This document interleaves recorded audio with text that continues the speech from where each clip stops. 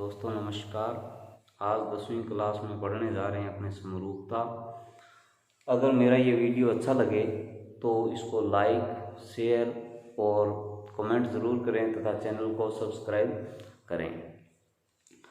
समरूप आकृतियाँ क्या होती है? यानी ऐसी आकृतियाँ जो दिखने में एक दूसरे जैसी हो, वो समरूप आकृतियाँ कहलाती है। इनकी पहचान क्या होती है? तो समरूप आकृतियों की संगत भुजाएं क्या होती है? समानुपाती होती है। संगत भुजाएं समानुपाती और संगत कोण हैं वो क्या होते हैं? संगत कोण समान होते हैं। संगत भुजाएं समानुपाती होती है तथा संगत कोण क्या होते हैं?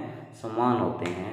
तो वो कैसी आकृतियाँ होती है? समरूप आकृतियाँ होती है। जैसे कोई वर्ग है तो वर्ग के अंदर, जैसे मान लो बात करते हैं अपने वर्ग की, तो ये वर्ग है, इसके सारे के सारे कोण क्या होंगे? 90 डिग्री के होंगे और इसकी भुजा मान लेता हूँ मैं 4 सेमी है। एक और वर्ग लेते हैं, ये वर्ग है, इसका भी प्रत्येक कोण क्या होगा? 90 डिग्री का होगा और भुजा मान लेते हैं इसकी 1 सेमी है। तो देखो इन भुजाओं का अनुपात क्या होगा? प्रत्येक भुजा यानी संगत भुजाएं क्या हो? समानुपाती हो, यानी ये भुजा इस भुजा के समानुपाती है, ये भुजा इस भुजा के समानुपाती है। यदि इनका अनुपात निकालें तो ये क्या आ जाएगा? 4:1 में आ जाएगी, या 4/1 आ जाएगी। और प्रत्येक कोण क्या है? संगत कोण समान है। तो ये दोनों वर्ग क्या है? समरूप हैं। ठीक है, तो ये थी अपनी समरूपता। समरूपता के अंदर शुरुआत कर रहे हैं अपने 11.1 से। तो 11.1 के अंदर कुछ क्वेश्चंस है, रिक्तस्थान है, वो क्या है? सभी वर्त होते हैं। पहला है कि सभी वर्त रिक्तस्थान होते हैं। क्या होते हैं? तो सारे के सारे वर्त क्या होंगे? समरूप होंगे, क्योंकि संगत भुजा उनकी क्या होगी? त्रिज्या होगी, और त्रिज्याएं क्या होती है? एक ही अनुपात में होगी। तो संगत ये क्या हो जाएंगे? समरूप हो जाएंगे। तो यहाँ रिक्तस्थान में आपको भरना है समरूप। ये अवश्य में आपको भी दे सकता है कि सभी वर्त होते हैं। ऑप्शन ए दे देगा कि समरूप होते हैं, बी दे देगा सर्वांग सम होते हैं। इस प्रकार से ऑप्शन दे देगा, तो आपको क्या करना है? यहाँ पे समरूप ही करना है। नेक्स्ट क्वेश्चन है सभी वर्ग होते हैं। तो वर्ग की बात जस्ट मैंने इससे पहले बताई है। तो सभी वर्ग क्या होते हैं? समरूप होते हैं। तो सभी वर्ग रिक्तस्थान में भी क्या आएगा? सभी वर्ग यहाँ पे रिक्तस्थान है होते हैं, तो ये क्या होते हैं भाई? समरूप होते हैं। इसके बाद है सभी रिक्तस्थान त्रिभुज समरूप होते हैं। तो त्रिभुज जो है वो अलग अलग प्रकार के होते हैं। तो पहले अपने देखते हैं त्रिभुज कौन से प्रकार के हैं, फिर अपने ये क्वेश्चन करेंगे। देखो त्रिभुज है, भुजाओं के आधार पे एक तो होता है समबाहु त्रिभुज। समबाहु त्रिभुज वो होता है जिसकी सभी भुजाएं समान हो। एक होता है विषमबाहु त्रिभुज।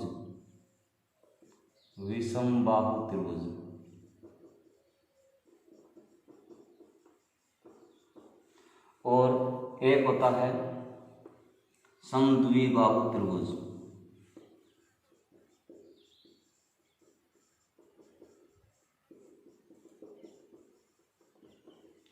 अगर सर्वांग समता की बात करें तो समबाहु त्रिभुज में सारी की सारी भुजाएं क्या होगी? समान होगी। यानी ये भुजा 4 है तो ये भी 4 होगी, ये भी 4 होगी।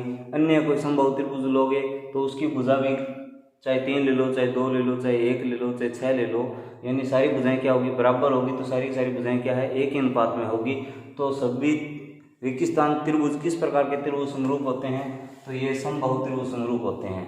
अब विषमबाहु त्रिभुज है तो ये 4 है, ये 3 है, ये 6 है मान लो।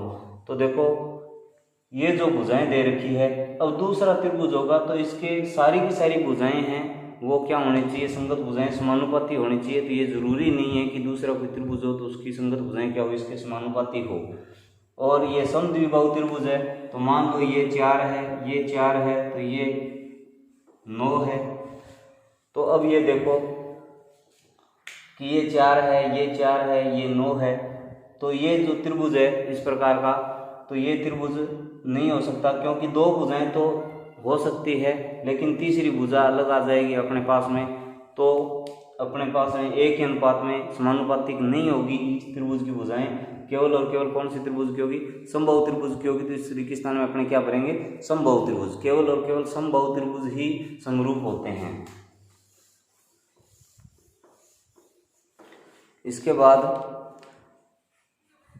भुजाओं की समान संख्या वाले दो बहुभुज समरूप होते हैं। भुजाओं की समान संख्या है वो बहुभुज, यानी जिसकी भुजाएं बहुत सारी हो, 3, 4, 5, 6, कुछ भी, कितनी भी भुजाएं हो सकती है, तो ऐसा बहुभुज, तो उसको वो समरूप कब होगा। तो समरूपता की मैंने आपको दो बातें बताई थी। एक तो क्या कि संगत कोण क्या होने चाहिए, संगत कोण समान होने चाहिए, और दूसरी बात मैंने बताई थी कि संगत भुजाएं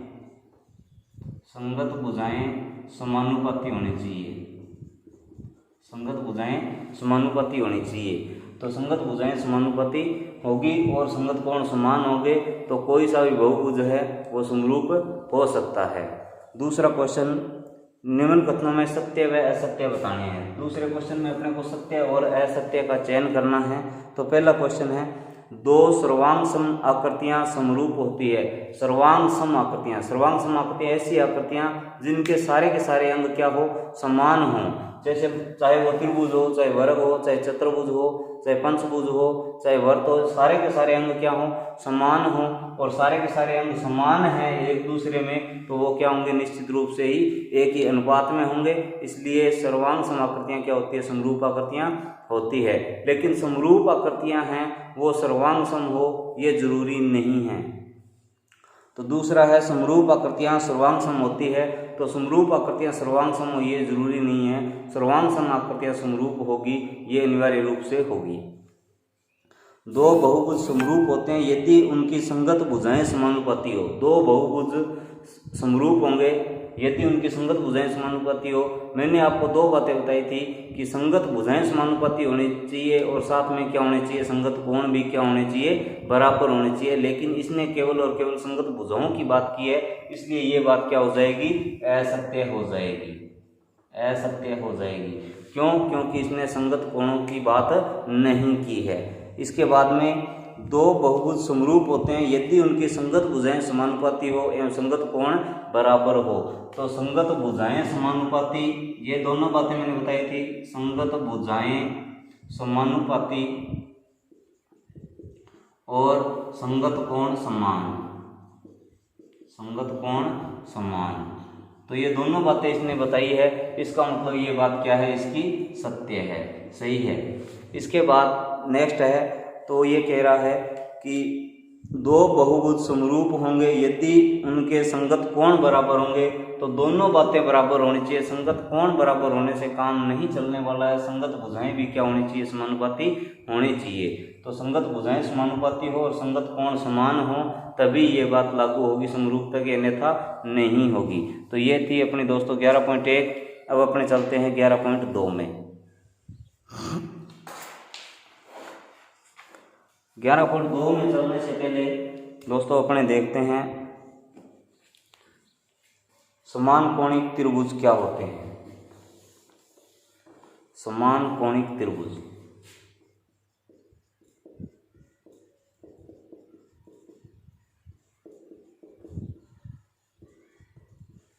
समान कोणिक त्रिभुज ऐसे त्रिभुज जिनके कोण क्या हो, समान हो, वो कौन से त्रिभुज होते हैं, समान कोणिक त्रिभुज होते हैं। ऐसे त्रिभुज जिनके कोण क्या हो, संगत कोण बराबर हो, तो वो दोनों त्रिभुज क्या कहलाएंगे, समान कोणिक त्रिभुज कहलाएंगे। इसके बाद में अपने आते हैं आधारभूत अनुपातिक प्रमेय, जिसे अपने थेल्स प्रमेय के नाम से भी जानते हैं। थेल्स प्रमेय क्या है इसको समझते हैं।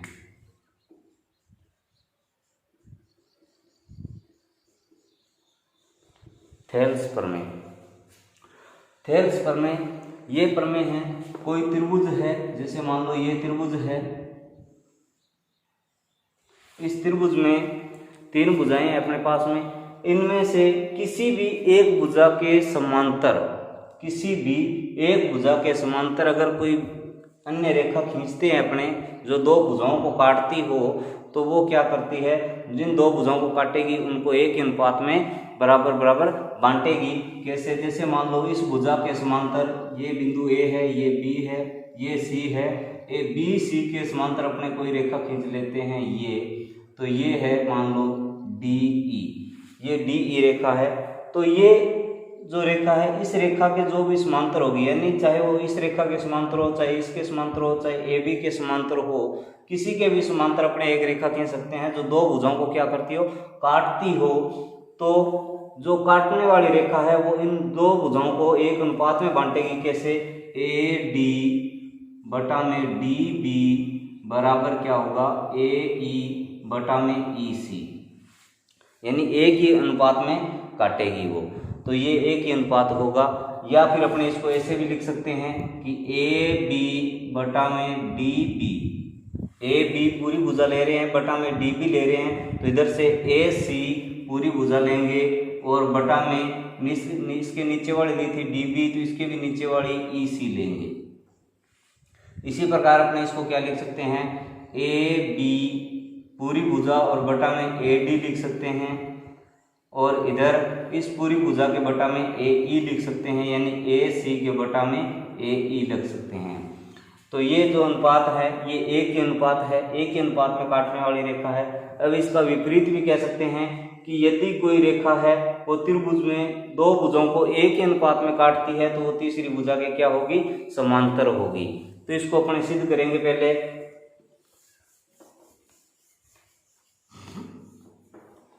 सिद्ध क्या करना है अपने को, ये करना है थेल्स प्रमेय। तो इसके अनुसार अपने सिद्ध क्या करेंगे कि ये त्रिभुज है ए बी सी और ये समांतर रेखा है डी ई। यानी सबसे पहले इसने क्या कहा है, ये एक त्रिभुज ए बी सी है जिसके अंदर समांतर रेखा डी ई है। तो दिया है क्या कि डी ई समांतर है बी सी के। सिद्ध क्या करना है, सिद्ध करना है ए डी बटा में डी बी बराबर ई सी बटा में सी ई।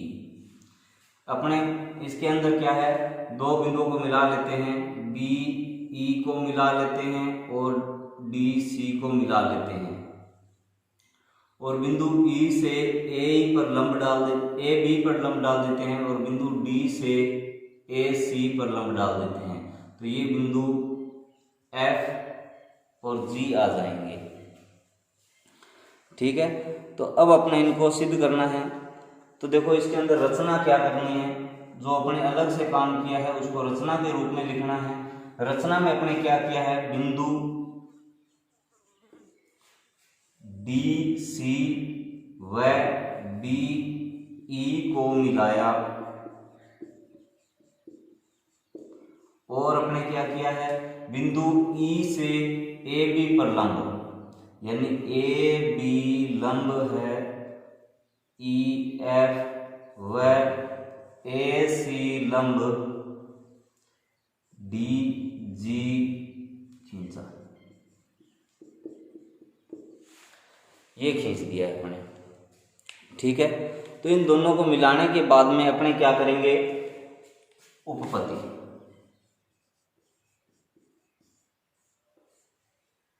उपपत्ति के अंदर देखो, क्योंकि अब देखो कि अपने त्रिभुज ले ए बी के ऊपर लंब कौन सी है, ई एफ है।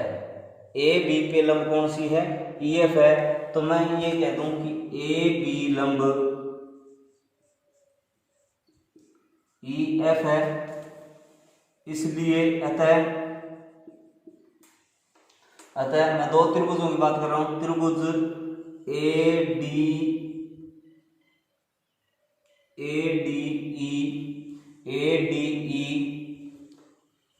व ए बी ई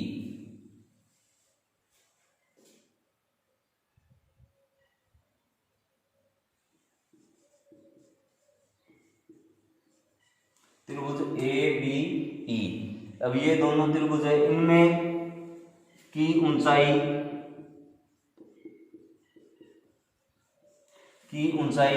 EF है, क्योंकि जो भुजा किसी भी भुजा पर अपने किसी भी कोण से, शीर्ष कोण से अगर लंब डालते हैं तो वो उनकी क्या होती है, उस त्रिभुज की ऊंचाई होती है। तो ये ऊंचाई है। अब अपने बात करते हैं त्रिभुज ADE की। तो त्रिभुज ADE का क्षेत्रफल, इसके क्षेत्रफल की बात करें तो ये समकोण त्रिभुज हो गया है, इसके अंदर लंब डाल रखा है, तो इसको लंब डाल रखा है तो 1/2 गुना आधार गुना ऊंचाई के सूत्र से अपने क्या है, इसका क्षेत्रफल निकाल सकते हैं। तो 1/2 गुना आधार गुना ऊंचाई। अब देखो इसका 1/2 गुना आधार गुना ऊंचाई करेंगे तो 1/2 गुना आधार कितना आएगा, तो आधार AD आ जाएगा इसमें, और ऊंचाई क्या आएगी, तो EF आ जाएगी। इसी प्रकार दूसरे त्रिभुज की बात करें, त्रिभुज DBE की। तो त्रिभुज DBE का क्षेत्रफल, इस त्रिभुज के क्षेत्रफल की बात करें तो ये सूत्र लगेगा 1/2 गुना आधार गुना ऊंचाई। तो 1/2 गुना आधार कितना है, इसमें आधार है BD, और गुना ऊंचाई क्या है, EF है। अब देखो ये त्रिभुज है ADE का क्षेत्रफल, और ये त्रिभुज है DBE का क्षेत्रफल। तो अपने क्या करते हैं, त्रिभुज ADE का क्षेत्रफल, और इसके अंदर भाग दे देते हैं त्रिभुज DBE का क्षेत्रफल का। इस क्षेत्रफल का भाग देते हैं तो अपने पास क्या आता है, 1/2 गुना AD गुना EF बटा में इसका क्षेत्रफल क्या है, तो ये है 1/2 BD गुना EF। तो अब देखो 1/2 से 1/2 कट जाएगा, EF से EF कट जाएगा, बचेगा क्या अपने पास, तो AD बटा BD। तो ये होगी समीकरण 1। इसी प्रकार अपने क्या करेंगे कि त्रिभुज ADE के अंदर देखो लंब डाल रखा है अपने क्या, DG लंब डाल रखा है, तो ये इसकी क्या हो जाएगी, ऊंचाई हो जाएगी। और त्रिभुज ADC की भी ये क्या है, ऊंचाई है। तो इसी प्रकार इस त्रिभुज की बात करें ADE का क्षेत्रफल,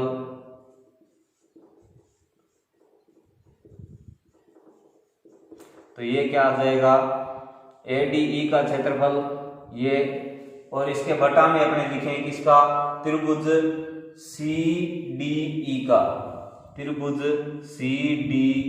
का क्षेत्रफल। इन दोनों का क्षेत्रफल क्या आएगा, देखो इसका क्षेत्रफल आएगा 1/2 गुना आधार कितना आएगा, तो AE आ जाएगा, गुना ऊंचाई है तो DG आ जाएगी, और इसके बटा में त्रिभुज CDE की बात करें तो इसके अंदर भी आधार क्या आ जाएगा, EC आ जाएगा। तो 1/2 गुना EC गुना ऊंचाई DG आ जाएगी। तो ये DG 1/2 से 1/2 कट जाएगा, DG से DG कट जाएगा, पीछे क्या बचेगा, AE बटा EC। तो ये आ गई समीकरण 2। अब अपने देखो की बात करते हैं त्रिभुज BED व त्रिभुज BED व त्रिभुज CDE एक ही आधार पर है, एक ही आधार पर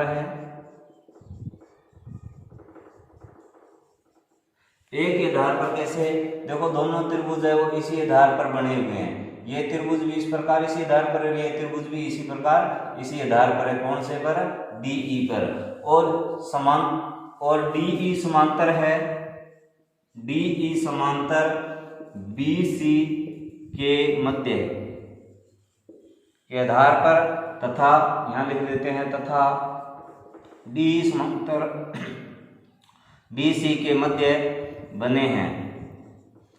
अतः दोनों का क्षेत्रफल समान होगा। इन दोनों त्रिभुजों का क्षेत्रफल क्या होगा? समान होगा। तो इन दोनों त्रिभुजों के क्षेत्रफल को देखें अपने, तो इसका क्षेत्रफल त्रिभुज BED का क्षेत्रफल बराबर है त्रिभुज CDE के क्षेत्रफल के। त्रिभुज CDE का क्षेत्रफल, तो ये आ गई समीकरण अपने पास 3। अब देखो समीकरण 1, समीकरण 2 तथा समीकरण 3 की बात करें तो समीकरण 1, समीकरण 2 तथा समीकरण 3 से, इन तीनों से देखें तो देखो ये दोनों का क्षेत्रफल बराबर है और ऊपर ADE है, तो ये अपने सेम टू सेम यही लिख लेते हैं। त्रिभुज ADE का क्षेत्रफल बटा में त्रिभुज DBE का क्षेत्रफल बराबर किसके होगा? त्रिभुज ADE का क्षेत्रफल बटा में त्रिभुज CDE का क्षेत्रफल। तो ADE का क्षेत्रफल ये अपने क्या निकाला है? AD बटा BD बराबर AE बटा EC। तो यही अपने सिद्ध करना था, AD बटा BD बराबर AE बटा EC, यही सिद्ध करना था। तो ये अपने सिद्ध हो चुका है और यही क्या है? हमारी आधारभूत अनुपातिक थेल्स प्रमेय है।